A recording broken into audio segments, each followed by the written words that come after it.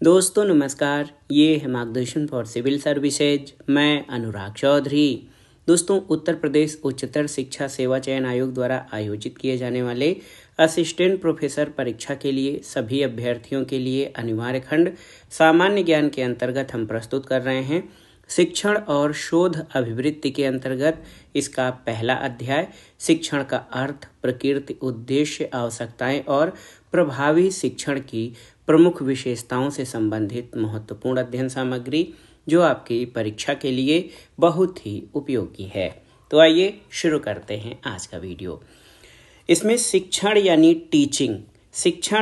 Teaching को क्या कहते हैं इसके बारे में सबसे पहले जानेंगे।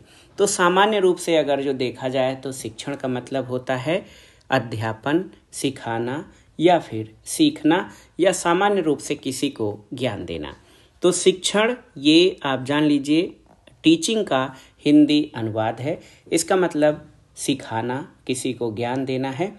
यह एक संवादात्मक प्रक्रिया है और शिक्षण की प्रक्रिया में शिक्षक, छात्र और पाठ्यक्रम तीनों का होना जरूरी है और इन तीनों के बीच संबंध स्थापित करने का कार्य शिक्षक करता है। तो ये एक सामान्य जानकारी थी। तो अगर हम सामान्य रूप से देखें तो शिक्षण जो है टीचिंग का हिंदी अनुवाद है, जिसका अर्थ होता है अध्यापन, सिखाना या सीखने की प्रक्रिया।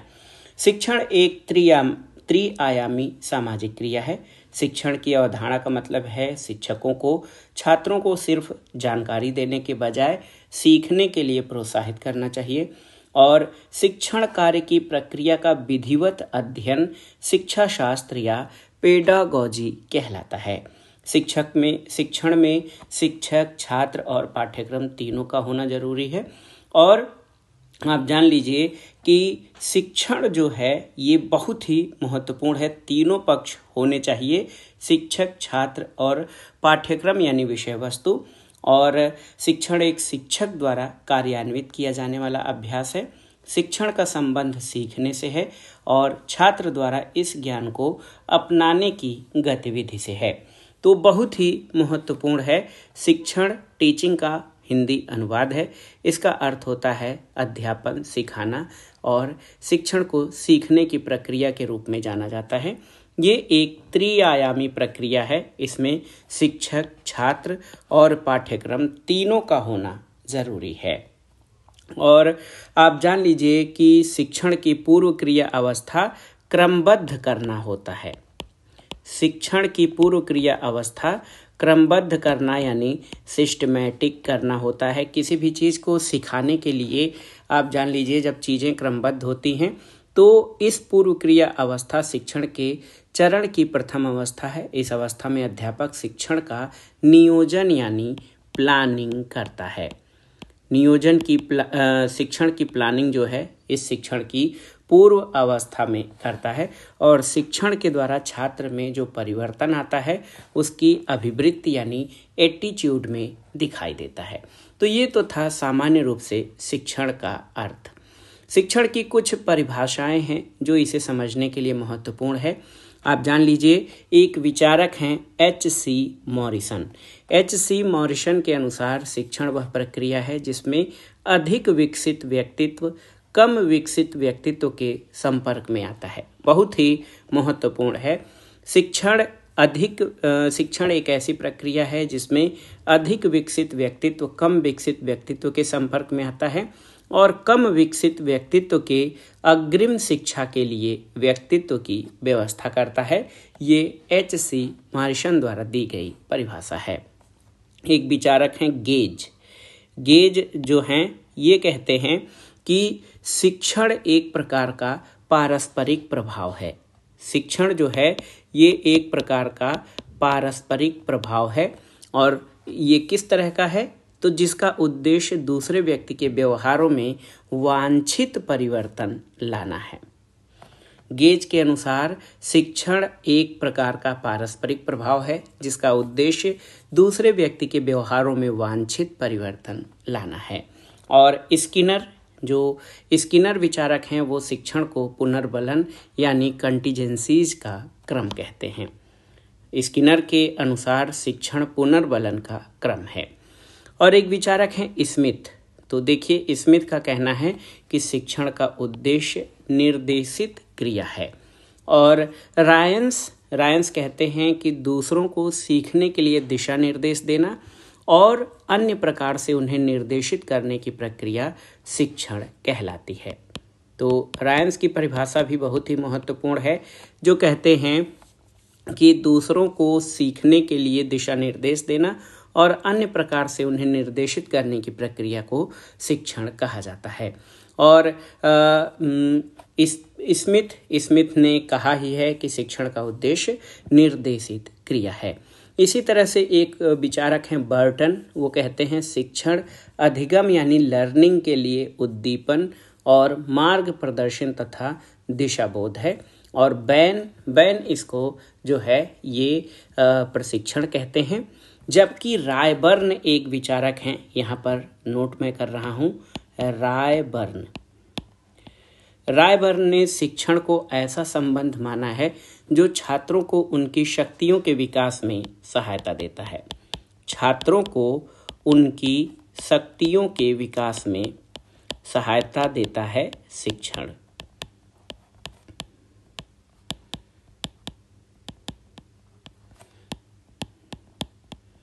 देखिए, तो बहुत ही महत्वपूर्ण है। रायबर्न ने शिक्षण की परिभाषा दी है कि ये एक ऐसा संबंध है जो छात्रों को उनकी शक्तियों के विकास में सहायता करता है।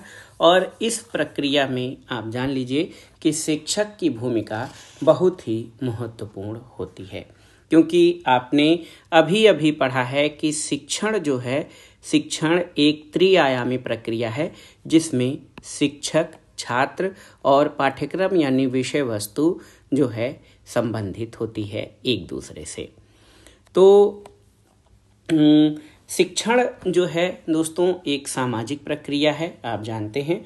और शिक्षण के अगर जो अर्थ के रूप में समझा जाए तो संकुचित अर्थ में इसका संबंध स्कूली शिक्षा से है, जिसमें अध्यापक के द्वारा एक बालक को निश्चित स्थान पर विशिष्ट वातावरण में उनके व्यवहार में पाठ्यक्रम के अनुसार परिवर्तन किया जाता है।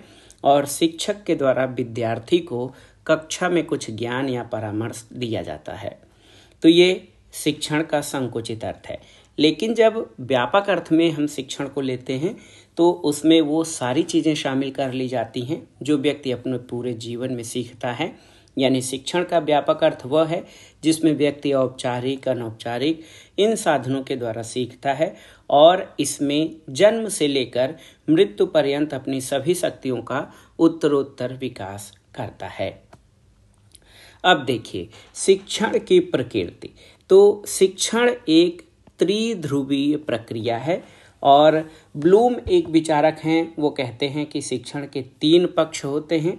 एक तो शिक्षण का उद्देश्य, सीखने का अनुभव और व्यवहार परिवर्तन। देखिए शिक्षण एक त्रिध्रुवीय प्रक्रिया है और इसके 3 पक्ष होते हैं। क्या क्या? शिक्षण उद्देश्य, दूसरा सीखने का अनुभव और तीसरा व्यवहार परिवर्तन। तो कैसे? आप जान लीजिए कि शिक्षण में इसका एक उद्देश्य होता है और इसमें सीखने का अनुभव होता है तथा इस प्रक्रिया के द्वारा उनके व्यवहार में परिवर्तन लाया जाता है। तो शिक्षण की प्रकृति की बात करें तो शिक्षण एक त्रिध्रुवीय प्रक्रिया है और शिक्षण एक सोद्देश्य प्रक्रिया है। इसका एक निश्चित उद्देश्य होता है जो विशिष्ट उद्देश्यों की प्राप्ति के लिए की जाती है।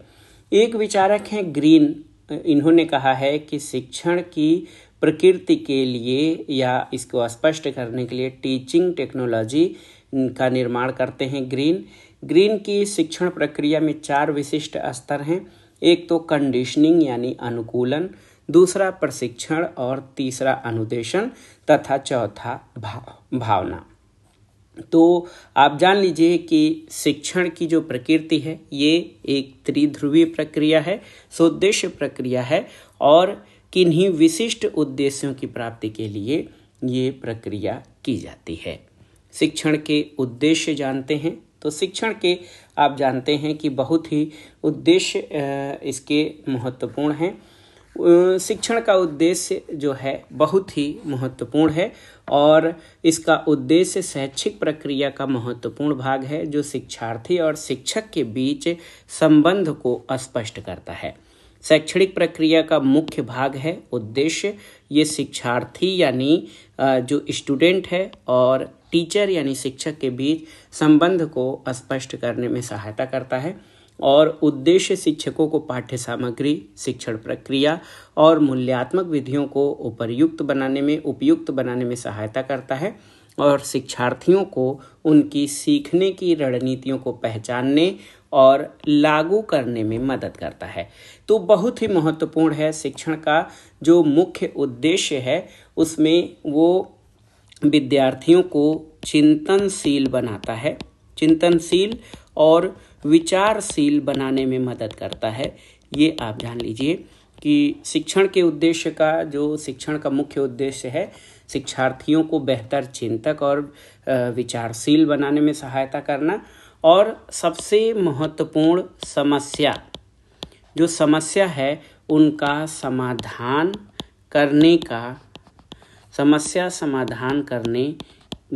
करने के योग्य यानी निपुण बनाने का कार्य शिक्षण के द्वारा या शिक्षक का मुख्य उद्देश्य है। और साथ ही साथ समझ यानी अवबोध को यथार्थ से समायोजित करने के लिए आंतरिक और बाह्य अनुभवों के मध्य सामंजस्य बनाने के लिए जो अधिगम करता है उनकी सहायता करना शिक्षण का मुख्य उद्देश्य है। और इसके अलावा पूछकर यानी जो भी शंका या संदेह है उसके बारे में शिक्षक रहस्यमयी स्थिति प्रदान करता है और विद्यार्थी डेटा एकत्रित करके उनके निष्कर्षों के परीक्षण द्वारा समस्या समाधान करते हैं। तो ये सभी शिक्षण के उद्देश्यों में शामिल हैं। अब आइए जानते हैं शिक्षण की आवश्यकता क्यों पड़ती है या शिक्षण की क्या आवश्यकताएं हैं। तो उत्तम शिक्षण की जो महत्वपूर्ण आवश्यकताएं हैं उनको हम इस रूप में समझ सकते हैं कि शिक्षण एक कौशल युक्त प्रक्रिया है। शिक्षण जो है वो कौशल युक्त प्रक्रिया है और इसका उद्देश्य जो है अन्वेषण यानी खोज को प्रोत्साहित करना है और इसी प्रक्रिया में जो है शिक्षार्थियों को ज्ञान प्रदान या ज्ञान मिलता है। तो याद रखिएगा शिक्षण एक कौशल युक्त प्रक्रिया है। ये अन्वेषण को प्रोत्साहित करता है और इसका तात्पर्य ज्ञान प्रदान करना है। इसके अलावा बालक यानी छात्रों के व्यवहार और मनोवृत्तियों में शिक्षण के द्वारा जो है व्यवहार परिवर्तन लाया जाता है। ये बालक और समूह के प्रति उपयुक्त प्रतिसंवेदी होना जो है ये शिक्षण की आवश्यकताएं हैं। साथ ही साथ विषयगत मामलों का ज्ञान बहुत जरूरी है और अंतर्वैयक्तिक संबंध बनाए रखना ये महत्वपूर्ण है। साथ ही इसमें वर्तमान और भावी जीवन की सफलता के लिए शिक्षण महत्वपूर्ण साधन के रूप में है। और आप जान लीजिए कि छात्रों को ज्ञान प्रदान करने, उन्हें चिंतनशील बनाने, विचारशील बनाने में महत्वपूर्ण भूमिका है। शिक्षण छात्रों को सूचनाएं देता है, छात्रों में विभिन्न योग्यताओं और क्षमताओं को विकसित करने में। देखिए शिक्षण की आवश्यकता क्यों है, योग्यता और क्षमता का विकास करने में बहुत ही महत्वपूर्ण है शिक्षण जो है शिक्षण की आवश्यकता। और शिक्षण छात्रों को जीवन के अनुभवों से भी अवगत कराता है। तो अनुभव से अवगत कराने का कार्य जो है शिक्षण कराता है। शिक्षण के 3 स्तर होते हैं अगर जो सामान्य रूप से देखा जाए तो स्मृति स्तर, अवबोध स्तर और विमर्शीय स्तर। ये याद रखिएगा, कभी ऑब्जेक्टिव टाइप क्वेश्चंस में पूछ सकता है कि शिक्षण के जो स्तर हैं तो स्मृति स्तर, अवबोध स्तर और विमर्शीय स्तर ये शिक्षण के 3 स्तर हैं। शिक्षण के बोधात्मक स्तर के 5 चरण होते हैं: अन्वेषण, प्रस्तुतिकरण, आत्मसातीकरण, संगठन और सस्वर पाठन। तो ये भी बहुत ही महत्वपूर्ण है। शिक्षण के बोधात्मक स्तर के 5 चरण होते हैं। अंत में आइए जानते हैं प्रभावी शिक्षण या इफेक्टिव टीचिंग के प्रमुख जो लक्षण हैं या प्रभावी शिक्षण क्या होता है। तो आप जान लीजिए, प्रभावी शिक्षण में अधिगमकर्ताओं के विचारों को स्पष्ट किया जाता है जिनकी समझ का स्तर भिन्न भिन्न होता है। तो प्रभावी शिक्षण का मुख्य उद्देश्य जो है, इसमें क्या किया जाता है कि एक तरह से अगर जो देखा जाए तो प्रभावी शिक्षण में अधिगमकर्ताओं के विचारों को स्पष्ट किया जाता है जिनकी समझ का स्तर अलग अलग होता है। और आप जानते हैं कि सभी छात्र या विद्यार्थी जो होते हैं उनके समझ का, अवबोध का स्तर भिन्न भिन्न होता है। इसमें इनके विचारों को स्पष्ट किया जाता है। इसमें शिक्षण और परीक्षण दोनों साथ साथ चलने चाहिए प्रभावी शिक्षण के अंतर्गत।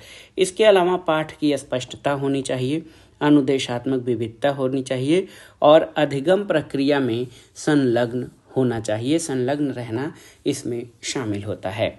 और जो अभी हमने पढ़ा है कि सभी विद्यार्थियों को प्रत्यक्ष, श्रव्य और मौखिक शिक्षण जो है दिया जाता है। इसमें प्रस्तुतिकरण के विविध तरीके होते हैं और इसमें कक्षा को कम से कम अस्त व्यस्त करते हुए दुर्व्यवहार या जो अस्त व्यस्तता है उसको रोका जाता है। प्रभावी शिक्षण में इसमें प्रस्तुतिकरण के कई तरीके होते हैं। तो दोस्तों, ये था आज का वीडियो, बहुत ही महत्वपूर्ण। इसमें हमने असिस्टेंट प्रोफेसर परीक्षा के लिए टीचिंग यानी शिक्षण, अर्थ, प्रकृति, उद्देश्य, आवश्यकताएं और प्रभावी शिक्षण के बारे में जाना है। और शिक्षण और शोध अभिवृत्ति खंड के अंतर्गत ये हमारा पहला टॉपिक था। आगे इसमें हम शिक्षण के चर और शिक्षण की विधियों के बारे में जानेंगे जो आपकी आगामी परीक्षाओं के लिए बहुत ही महत्वपूर्ण होंगे। तो इस वीडियो में बस इतना ही, और इसमें जो भी तथ्य और जानकारी दी गई है वो आपके परीक्षाओं की दृष्टि से बेहद महत्वपूर्ण है। आप उसको अच्छे से तैयार कर लीजिएगा। वीडियो आपको कैसा लगा हमें कमेंट बॉक्स में ज़रूर बताइएगा। वीडियो को लाइक करें, शेयर करें और इस चैनल मार्गदर्शन फॉर सिविल सर्विसेज को सब्सक्राइब करें। वीडियो देखने के लिए धन्यवाद। नमस्कार।